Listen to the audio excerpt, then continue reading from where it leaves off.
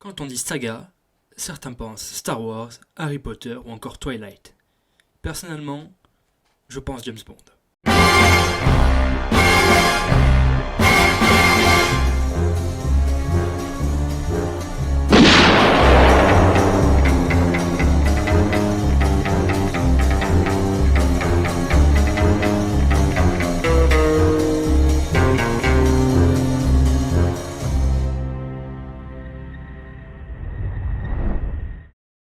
Après Opération Tonnerre, le public devient de plus en plus conquis par la sortie d'un film James Bond.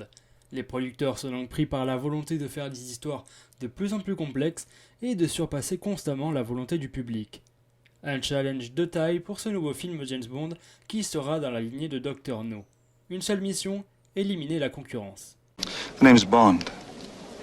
James Bond.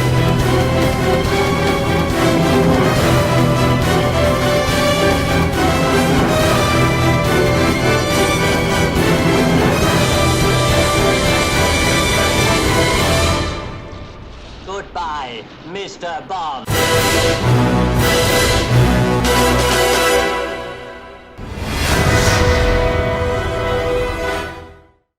On ne vit que deux fois est le cinquième volet de la franchise, mais il sera pourtant le premier film à ne pas suivre une intrigue adaptée d'un roman de Ian Fleming. Intriguant, hein?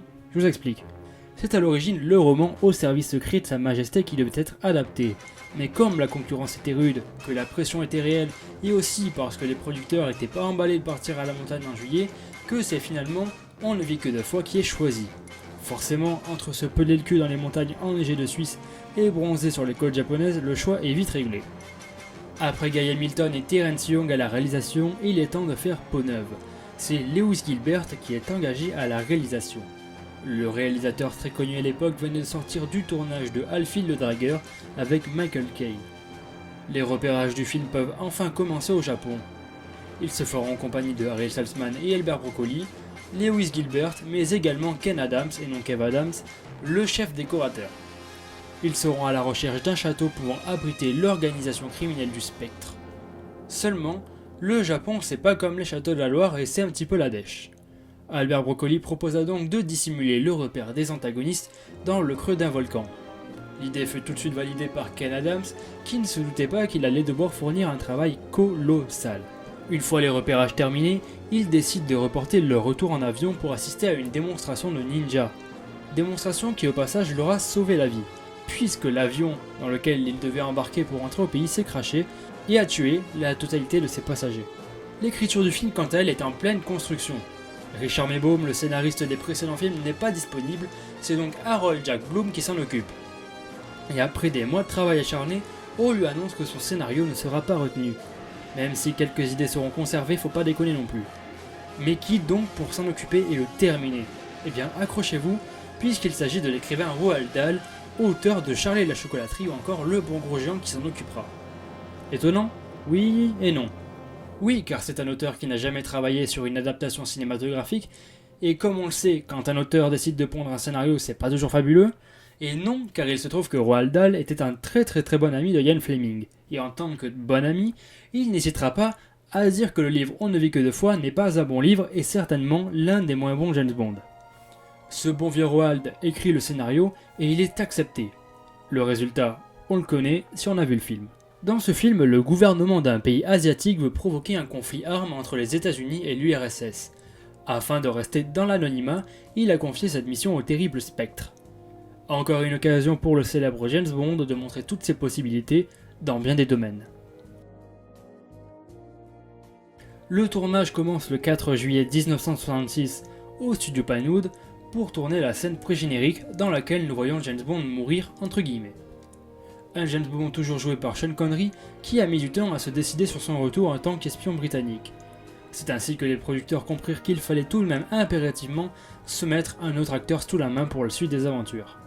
Une scène pré-générique assez banale en somme, pas de réelle scène spectaculaire mais plutôt une exposition du contexte et de notre intrigue principale. Le tournage fut divisé en plusieurs équipes pour ne pas perdre de temps.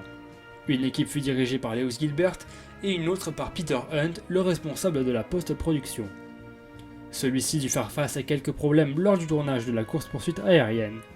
Une course-poursuite entre des membres du Spectre en autogire contre un James Bond confortablement installé dans le véhicule nommé la Petite Nelly confectionné par Q. La scène est très bien maîtrisée et l'utilisation des gadgets est vraiment jouissive. Une séquence d'action effectuée sans aucun effet spécial est tournée sur les côtes d'Andalousie. Impressionnant, hein? Eh bien dites-vous que le responsable caméra, John Jordans, perdit une jambe lors d'une collision aérienne entre deux hélicoptères. Ce sont les dangers des cascades et du décor réel. L'homme ne voulait pas qu'on lui mette un harnais de sécurité, et voilà ce qui se passe quand on ne respecte pas les règles. 3 ans plus tard, il mourut sur le tournage de Catch 22, et il est tombé d'un hélicoptère à plus de 2000 mètres d'altitude. La faute a pas de chance. On lui avait quand même pourtant bien dit de mettre un harnais, bon il n'a pas écouté ce con. Pendant ce temps-là, l'équipe dirigée par Lewis Gilbert profite des chaleurs d'été du Japon et elle tournera l'entièreté des scènes extérieures. Ils tourneront également en Alaska pour la cellule de crise des soviétiques ou encore à Hong Kong pour les scènes dans la rue en début de film. Un tournage qui, mis à part quelques problèmes, devait être bien sympathique et assez paradisiaque au vu des paysages très imposants et magnifiques. Les vacances ne sont tout de même pas faites pour tout le monde car pendant ce temps-là c'est Ken Adams, le chef décorateur qui est en train de s'arracher les cheveux. Comme je l'ai dit précédemment, il a dû fournir un travail colossal. Ken Adams esquissa les plans du plus vaste plateau de tournage jamais construit qui devait culminer à 37 mètres de hauteur dans les studios Pinewood. Un plateau de tournage qui coûta $1 million et qui nécessita plus d'acier que la construction du Hilton de Londres. Et quand on voit le résultat, on se dit que le monsieur peut vraiment être fier de son travail. Par ailleurs, la quasi-totalité des ampoules du studio Pinewood fut réquisitionnée pour éclairer une zone de plus de 140 mètres pour les plans américains. Un travail qui malheureusement ne reçut aucune distinction, ni même une seule nomination. Mais bon, le travail colossal a tout de même payé, puisque la séquence de climax est très réussie et foutrement explosive. Nous découvrons dans celle-ci pour la toute première fois notre antagoniste qui nous a été teasé déjà depuis le 2e film ainsi que le 4e. Cet antagoniste c'est... I am Ernst Stavro Blofeld. They told me you were assassinated in Hong Kong. Yes, this is my second life. You only live twice, Mr. Bond. Blofeld est l'un des méchants les plus emblématiques des films James Bond. Une icône qui en aura inspiré plus d'un, que ce soit dans les films Austin Powers ou encore dans la série animée pour enfants Inspector Gadget. C'était à la place l'acteur Ian Weary qui devait interpréter ce personnage, mais une fois sur le plateau, les producteurs ont jugé ce choix plutôt pauvre. Ils se sont donc retournés vers un acteur qui est bien connu à l'époque pour avoir joué dans La Grande Évasion avec Steve McQueen. Et oh putain, attendez, c'est l'instant promo. La Grande Évasion est un film de John Sturges avec la légende Steve McQueen. C'est sorti en 1963 et le film a été une grande révolution pour l'époque, que ce soit dans les scènes d'action ou même dans les cascades qui étaient classées parmi les plus grandes de l'époque et les plus impressionnantes. La Grande Évasion, ça regorge de scènes cultes et ça a été repris plusieurs fois et les clins d'œil dans le monde du cinéma ont été nombreux. Si je vous en parle, c'est parce que j'adore ce film et que je vous le conseille à tous. Et puis ça vous fera au moins un classique à découvrir ou même redécouvrir. Bref, revenons-en à nos moutons. C'est donc Donald Pleasence qui va interpréter le personnage culte de Ernst Stavro Blofeld. Blofeld est le membre fondateur du Spectre. Vous vous rendrez compte de sa puissance et de son génie du crime tout au long des autres films, donc je ne parlerai pas maintenant, bien entendu. On fera une synthèse du personnage lors de sa dernière apparition car non, On ne vit que 2 fois ne sera pas la seule occasion de voir son personnage. Il en est que Blofeld est un brillant esprit criminel, impitoyable et calculateur. Blofeld fera part à James Bond de son plan machiavélique, semer la terreur et le doute entre la Russie et l'Amérique via des fusées de lancement. Un plan manipulateur à la hauteur de notre antagoniste. Du côté des James Bond Girls, il y en a plusieurs dans ce film-là, entre Helga Brandt qui se voit être au final une femme membre du Spectre et bras droit loyal de Blofeld. Nous avons également le personnage de Aki, qui est la première James Bond Girl à être considérée comme un compagnon d'armes de 007, puis elle fait partie des services secrets japonais. Et nous avons enfin Kissy, qui elle fait partie des services secrets japonais. Elle apparaîtra dans la 2e partie du film et aura un rôle majeur dans la réussite de la mission de James Bond. Ces 2 James Bond Girls, à défaut d'être marquantes, sont tout de même très attachantes et également très intelligentes. Pour ce qui est du générique, c'est la fille de Frank Sinatra, à savoir Nancy Sinatra, qui prêtera sa voix pour cette nouvelle mission James Bond.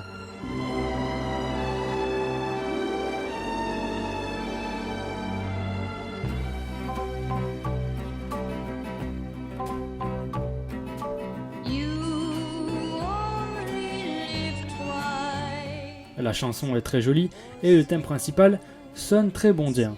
John Barry s'en servira à plusieurs reprises pour composer sa bande originale. qui malheureusement sera très souvent répétitive et peu marquante. On ne vit que deux fois est un bon film James Bond, des scènes d'action assez spectaculaires, un climax explosif, un rythme efficace et facile à suivre, un peu comme Dr No en 1962. Des décors splendides et foutrement bien travaillés, ainsi que des paysages resplendissants. Le lever de soleil sur le littoral du Japon est un merveilleux spectacle visuel à regarder. L'intrigue est bonne et l'idée de conflit nucléaire est très intéressante. Les méchants sont mémorables, et voir Blofeld entièrement ainsi que son chat, qui n'a pas l'air en forme visiblement, ça fait plaisir. On ne vit que deux fois est également un voyage. Nous irons au Japon pour voir des paysages magnifiques, et également pour découvrir les coutumes du pays en même temps que James Bond. Le tournage se terminait en mars 1967, et le travail du monteur Peter Hunt peut commencer. Il raccourcira le film de 15 minutes, ramenant la durée totale à un peu moins de 2 heures. La première eut lieu quelque temps après la sortie de la parodie Casino Royale, qui ne trouva pas son succès comparé au nouveau film de Harry Saltzman et Albert Broccoli. Le film triompha au box-office et récolta un peu plus de 12 millions de dollars. Un succès assez satisfaisant, mais tout de même en dessous des récoltes des précédents opus. Une prise de conscience va alors être faite par les producteurs. En un peu plus de 4 ans et demi, ils avaient porté à l'écran 5 films de James Bond, ce qui pourrait poser des questions sur la qualité et la quantité. Après mûre réflexion, c'est décidé, la cadence de production allait baisser, mais les objectifs resteraient toujours les mêmes, surpasser le précédent film et les attentes du public. Rajoutons à cela que Sean Connery n'était pas très chaud pour tourner On ne vit que deux fois. Les producteurs ont donc envisagé le pire, prendre un autre acteur pour interpréter l'espion britannique. Qu'en sera-t-il ?